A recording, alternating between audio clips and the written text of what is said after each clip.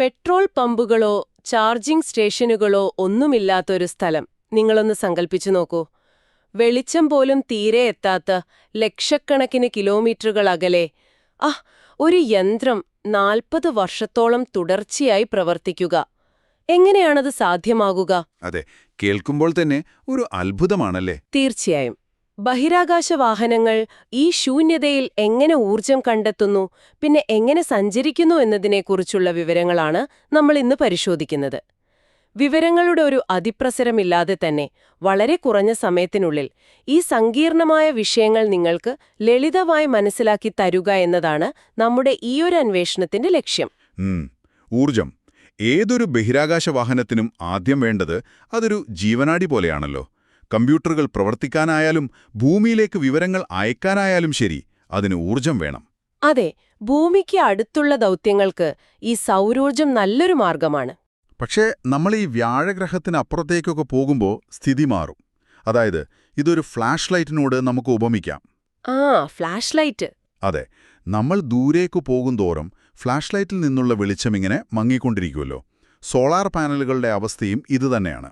കൃത്യമായി പറഞ്ഞാൽ സൂര്യനിൽ നിന്നുള്ള ദൂരം ഇരട്ടിയാകുമ്പോൾ പ്രകാശത്തിന്റെ തീവ്രത 4-1 കുറയുന്ന ആ ഇൻവേഴ്സ് സ്ക്വയർ നിയമം കൊണ്ടാണ് ഇത് സംഭവിക്കുന്നത്. അതുകൊണ്ടാണ് പ്ലൂട്ടോണിയം പോലെയുള്ള മറ്റു സ്രോതസ്സുകളിലേക്ക് നമുക്ക് മാറേണ്ടി വരുന്നത്. അത് ശരിയാണ്. ഈ വോയേജർ, പിന്നെ ക്യൂരിയോസിറ്റി തുടങ്ങിയ ദീർഘദൂര ദൗത്യങ്ങൾക്ക് കരുത്തേകുന്നത് പ്ലൂട്ടോണിയം 238 ഉപയോഗിച്ച് പ്രവർത്തിക്കുന്ന RTG അഥവാ റേഡിയോ ഐസോട്ടോപ്പ് തെർമോ ഇലക്ട്രിക് ജനറേറ്ററുകളാണ്. ഓഹോ. അതെ, പ്ലൂട്ടോണിയം സ്വാഭാവികമായി വിഘടിക്കുമ്പോഴുണ്ടാകുന്ന ആ ചൂടിനെ ഇവ നേരിട്ട് വൈദ്യുതിയാക്കി മാറ്റുകയാണ് ചെയ്യുന്നത്. പക്ഷേ എനിക്കൊരു സംശയമുള്ളത് എന്താണെന്ന് വെച്ചാൽ, റോക്കറ്റ് വിക്ഷേപിക്കുമ്പോൾ എന്തെങ്കിലും കാരണത്താൽ അത് പൊട്ടിത്തെറിച്ചാൽ ഈ പ്ലൂട്ടോണിയം മുഴുവൻ അന്തരീക്ഷത്തിൽ പടർന്ന് വലിയ അപകടമുണ്ടാകില്ലേ? നമ്മൾ സാധാരണയായി ഭയപ്പെടുന്ന ഒന്നാണല്ലോ ഇത്. ഇല്ല, അങ്ങനെ സംഭവിക്കില്ല. കാരണം ഇവിടെ പ്ലൂട്ടോണിയം ഉപയോഗിക്കുന്നത് വാതകമായോ ദ്രാവകമായോ അല്ല, മറിച്ച് വളരെ കട്ടിയുള്ള സെറാമിക് രൂപത്തിലാണ്. സെറാമിക് രൂപത്തിൽ? അതെ. നിങ്ങളെ വീട്ടിലെ ആ സെറാമിക് കാപ്പിക്കപ്പ താഴെ വീണാൽ എന്താ സംഭവിക്കുക? അത് വലിയ കഷ്ണങ്ങളായി പൊട്ടിച്ചിതറും. അല്ലാതെ ഒരു പൊടിയായി വായുവിൽ കലരില്ലല്ലോ. അതുപോലെ തന്നെ റോക്കറ്റ് പൊട്ടിത്തെറിച്ചാലും വലിയ ചൂടിലും ഈ പ്ലൂട്ടോണിയം വാതകമായി മാറി അന്തരീക്ഷത്തിൽ കലരില്ല. അത് തികച്ചും സുരക്ഷിതമാണ്. അത് വലിയൊരു ആശ്വാസമാണ്. അപ്പോൾ സുരക്ഷിതമായി അവർക്ക് ഊർജം കിട്ടി. പക്ഷേ ഈ കിട്ടിയ ഊർജം വെച്ച് വാഹനം എങ്ങനെ മുന്നോട്ട് കുതിക്കും? നല്ലൊരു ചോദ്യമാണ്. വലിയ ഫയർ എക്സ്റ്റിംഗ്വിഷർ പോലെയാണ്. അതായത് പെട്ടെന്ന് ഭയങ്കര വേഗത കിട്ടും, പക്ഷേ ഇന്ധനം വളരെ വേഗം തീർന്നുപോകും. അത്തരം റോക്കറ്റുകൾക്ക് ഭയങ്കര ശക്തിയുണ്ട്, ശരിയാണ്. എന്നാൽ ഈ ദീർഘദൂര യാത്രകൾക്കവ ഒട്ടും പ്രായോഗികമല്ല. അവിടെയാണ് ഇലക്ട്രിക് പ്രൊപ്പൽഷൻ സിസ്റ്റങ്ങൾ നമ്മൾ ഉപയോഗിക്കുന്നത്. അതെന്താണ് ഈ ഇലക്ട്രിക് പ്രൊപ്പൽഷൻ? ഇവ രാസപ്രവർത്തനത്തിനു പകരം കാന്തിക അല്ലെങ്കിൽ വൈദ്യുത മണ്ഡലങ്ങൾ ഉപയോഗിച്ച് വാതകങ്ങളിലെ അയോണുകളെ അതിവേഗത്തിൽ പുറന്തള്ളുന്നൊരു രീതിയാണ്. ആഹാ, ഇതൊരു പായ്ക്കപ്പലിനെ വർഷങ്ങളോളം നിരന്തരം തള്ളി നീക്കുന്ന ഒരു ഇളം കാറ്റുപോലെയാണ് എനിക്ക് തോന്നുന്നത്. അതായത് ഒറ്റയടിക്ക് വലിയ വേഗത കൂട്ടില്ല, പക്ഷെ കുറഞ്ഞ ഇന്ധനം ഉപയോഗിച്ച് അങ്ങനെ നിരന്തരം തള്ളിക്കൊണ്ടിരിക്കുമല്ലേ? വളരെ ശരിയാണ്. കാലക്രമേണ ഈ എഞ്ചിനുകൾക്ക് പഴയ കെമിക്കൽ റോക്കറ്റുകളേക്കാൾ ഉയർന്ന വേഗത കൈവരിക്കാൻ കഴിയും. ഇതിനെയാണ് നമ്മൾ സ്പെസിഫിക് ഇമ്പൾസ് എന്ന് വിളിക്കുന്നത്. Specific impulse?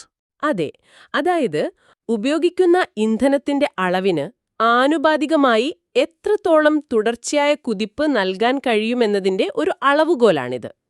ഇലക്ട്രിക് പ്രൊപ്പൽഷന് ഈ ഒരു കാര്യക്ഷമത വളരെ കൂടുതലാണ്. ഈ ഇലക്ട്രിക് എഞ്ചിനുകളിൽ തന്നെ പലതരമുണ്ടല്ലോ. ഈ സ്റ്റാർലിങ്ക് ഉപഗ്രഹങ്ങളിൽ ഹാൾ എഫക്റ്റ് ത്രസ്റ്ററുകൾ ഉപയോഗിക്കുമ്പോൾ ഡോൺ പോലെയുള്ള ദീർഘദൂര ദൗത്യങ്ങളിൽ അയോൺ ത്രസ്റ്ററുകളാണുള്ളത്. ശരിക്കും ഇവ തമ്മിലുള്ള ഒരു പ്രവർത്തന വ്യത്യാസം എന്താണ്? അതായത് രണ്ടും അയോണുകളെയാണ് പുറന്തള്ളുന്നത്. പക്ഷേ ഹാൾ എഫക്റ്റ് ത്രസ്റ്ററുകൾ ഒരു കാന്തിക മണ്ഡലത്തിൽ ഇലക്ട്രോണുകളെ കുടുക്കിയിട്ട് അവയെക്കൊണ്ട് വാതകങ്ങളെ ഇടിപ്പിച്ച് അയോണുകളാക്കി മാറ്റുന്നു. ഇതിന് താരതമ്യേന കുറഞ്ഞ വൈദ്യുതോർജ്ജം മതി. എന്നാൽ കൂടുതൽ ത്രസ്റ്റ് അഥവാ തള്ളൽ നൽകാൻ ഇതിന് കഴിയും. അതുകൊണ്ടാണ് പെട്ടെന്ന് സ്ഥാനമാറ്റം വരുത്തേണ്ട സ്റ്റാർലിങ്ക് പോലെയുള്ള ഉപഗ്രഹങ്ങൾക്ക് ഇത് വളരെ അനുയോജ്യമാകുന്നത്. അപ്പോൾ അയോൺ ത്രസ്റ്ററുകളോ? എന്നാൽ അയോൺ ത്രസ്റ്ററുകൾ വൈദ്യുതമണ്ഡലങ്ങളെ ഉപയോഗിച്ച് അയോണുകളെ വളരെ സൂക്ഷ്മമായി അതിശക്തമായി പുറത്തേക്ക് തെറിപ്പിക്കുകയാണ് ചെയ്യുന്നത്. ഇതിന് കൂടുതൽ പവർ ആവശ്യമാണ്, പക്ഷെ ഇന്ധനം ഏറ്റവും കാര്യക്ഷമമായി ഉപയോഗിക്കുന്നത് ഇവയാണ്. അപ്പോ പതിറ്റാണ്ടുകൾ നീളുന്ന ദൗത്യങ്ങൾക്ക് അതാണ് നല്ലത്. അതെ, തീർച്ചയായും. എനിക്കിവിടെ ഒരു സംശയം തോന്നുന്നുണ്ട്. ഈ അയോൺ ത്രസ്റ്ററുകൾ ഇത്രയും കാര്യക്ഷമമാണെങ്കിൽ പിന്നെ എന്തിനാണ് നമ്മൾ ഭൂമിയിൽ നിന്ന് വിക്ഷേപിക്കാൻ ഇപ്പോഴും ഈ പഴയ കെമിക്കൽ റോക്കറ്റുകൾ തന്നെ ഉപയോഗിക്കുന്നത്? അത് ഭൂമിയുടെ അതിശക്തമായ ഗുരുത്വാകർഷണം തന്നെ കാരണം. ഈ ഇലക്ട്രിക് ത്രസ്റ്ററുകൾ നൽകുന്ന തള്ളൽ ഭൂമിയുടെ ആകർഷണം മറികടക്കാൻ ഒട്ടും മതിയാകില്ല. ഭൂമിയിൽ നിന്ന് രക്ഷപ്പെടാൻ വലിയ കുതിപ്പ് നൽകുന്ന കെമിക്കൽ റോക്കറ്റുകൾ തന്നെ വേണം. ശരിയാണ്. ബഹിരാകാശത്തെ ആ ശൂന്യതയിലെത്തിക്കഴിഞ്ഞാൽ പിന്നെ വളരെ കാര്യക്ഷമമായി സഞ്ചരിക്കാൻ നമുക്ക് ഇലക്ട്രിക് എഞ്ചിനുകൾ ഉപയോഗിക്കാം. ഇത് ലഭ്യമായ ഊർജവും പേടകത്തിന്റെ ഭാരവും തമ്മിലുള്ള നിരന്തരമായ ഒരു ഒത്തുതീർപ്പാണ്. ഭാരം കുറയ്ക്കാൻ ശ്രമിക്കുമ്പോൾ ഊർജം നഷ്ടപ്പെടുന്നു, ഊർജം കൂട്ടാൻ ശ്രമിക്കുമ്പോൾ വാഹനത്തിന്റെ ഭാരവും കൂടുന്നു, അല്ലേ? കൃത്യം. അപ്പോളോ ദൗത്യങ്ങളുടെ കാലം തൊട്ടേ ഈ ഊർജ നിർമ്മാണവും യാത്രയും വളരെ രസകരമായൊരു വിഷയമാണ്. അന്ന് അവർ ഉപയോഗിച്ചിരുന്ന ഫ്യൂവൽ സെല്ലുകൾ ഊർജം ഉൽപ്പാദിപ്പിക്കുന്നതിനൊപ്പം യാത്രികർക്ക് കുടിക്കാനുള്ള വെള്ളം കൂടി ഒരു ഉപോൽപ്പന്നമായി നൽകിയിരുന്നുവല്ലോ. അതെ, ഇതൊന്ന് ആലോചിച്ചു നോക്കൂ. ഭാവിയുടെ ദീർഘദൂര ബഹിരാകാശ യാത്രകളിൽ സഞ്ചാരത്തിനുള്ള ഈ എഞ്ചിനുകൾ വെറും യന്ത്രങ്ങൾ മാത്രമല്ലാതെ യാത്രികരുടെ ജീവൻ നിലനിർത്തുന്ന പൂർണ്ണമായ ലൈഫ് സപ്പോർട്ട് സിസ്റ്റങ്ങളായി മാറിയേക്കാം. ശരിക്കും അതൊരു വലിയ സാധ്യതയാണ്. അതെ, അതിരുകളില്ലാത്ത ഈ ശൂന്യതയിൽ പ്രപഞ്ചത്തിന്റെ രഹസ്യങ്ങൾ തേടിയുള്ള യാത്രകളിൽ ഇത്തരം സാങ്കേതിക വിദ്യകൾ നിങ്ങളെ മനുഷ്യരാശിയെ എവിടെ വരെ എത്തിക്കുമെന്ന ഒരു കൗതുകകരമായ ചിന്ത നിങ്ങൾക്ക് സ്വന്തമായി അന്വേഷിക്കാനായി വിട്ടുകൊണ്ട് ഇന്നത്തെ ഈ വിശദമായ പരിശോധന നമുക്കിവിടെ അവസാനിപ്പിക്കാം.